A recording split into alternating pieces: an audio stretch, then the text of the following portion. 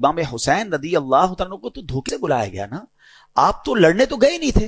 لڑنے کے لیے کون بچوں کو اور فیملی کو لے کے جاتا ہے؟ آپ کو تو باقاعدہ معزز مہمان کے طور پر بلایا گیا تھا کہ حضور آپ آئیں اور آ کر ہمیں بچائیں. ہم یزید کی بیعت نہیں کرنا چاہتے، ہم آپ کی بیعت کرنا چاہتے ہیں. اور آپ پر چونکہ اتنے خطوط آ گئے، اتنی ریکویسٹ آ گئی، کچھ لوگ کہتے نہیں جانا چاہیے تھا. اگر امام حسین نہ جاتے تو وہ کوفے والے قیامت کے دن اللہ کی بارگاہ میں عرض کرتے کہ مولا ہم نے تو امام حسین کو بلایا، ہم نے تو امام حسین کو بلایا تھا، وہ نہیں آئے، ہم نے مجبوراً یزید کی بیعت کر لی ان کی ہدایت کے لیے کیونکہ وہ بلا رہے تھے. آپ جاتے اور آپ نے بہت خوبصورت پلان ترتیب دیا.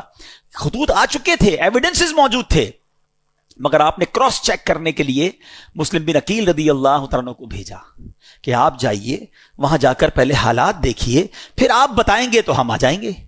حضرت مسلم بن عقیل پہنچتے ہیں، سب لوگوں نے بڑا ویلکم کیا، لوگوں نے آپ کی بیعت کر لی اور آپ نے خط لکھ دیا امام حسین کو کہ حضور یہاں تو ایوری تھنگ از اوکے، ہر بندہ آپ کے لیے انتظار میں ہے، آپ آئیے.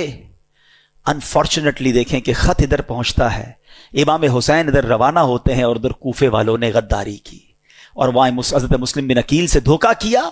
آپ کو شہید بھی کر دیا گیا، حضرت مسلم بن عقیل کے بچوں کو بھی شہید کیا گیا. اور حضرت مسلم بن عقیل رضی اللہ عنہ وقت تک کہتے رہے کہ کاش میں وہ خط نہ لکھتا. آپ ٹریول کر چکے اور ادھر حضرت مسلم بن عقیل کو شہید کر دیا گیا. اب آپ جب کربلا کے قریب پہنچتے ہیں اور آپ کو ریزسٹ کیا جاتا ہے، آپ کو انٹرسپٹ کیا جاتا ہے جو یزیدی لشکر تھا. اب یہ لشکر 22,000 کا لشکر ہے.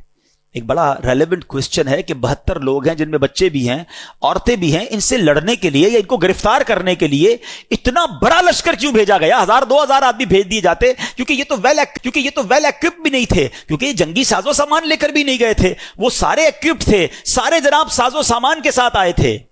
تو جواب یہ ملتا ہے کہ وہ جانتے تھے کہ ان کی رگوں میں شیر خدا کا خون ہے، یہ اتنا آسانی سے ہاتھ نہیں آئیں گے. اگر یہ لڑنے پر آ گئے تو 2-4 ہزار تو مسئلہ ہی کوئی نہیں ان کے لیے ہے. تو اس لیے خوف کے عالم کی بات اشارتاً عرض کر دوں گا، جو عقل مند ہیں وہ انشاءاللہ بات کو پک کر لیں گے.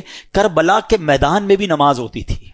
ہاں، ادھر والے بھی جو تھے نا وہ نمازی تھے، اذان بھی دیتے تھے، کلمہ بھی پڑھتے تھے اور نماز کے وقت میں نماز بھی پڑھتے تھے.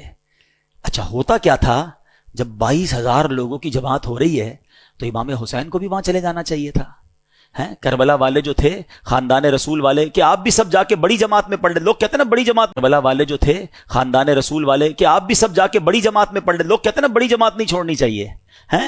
تو کربلا کے میدان نے یہ بھی پیغام دے دیا کہ 22,000 کی جماعت الگ ہوتی تھی اور 72 والوں کی جماعت الگ ہوتی تھی. ہاں، یہ سمجھ جاؤ کہ امام اگر لاکھوں کا بھی امام ہونا اور دل میں عقیدہ درست نہیں تو امام بھی اس کے پیچھے نماز نہیں پڑھتے تھے. تو یہ عشق والوں کے لیے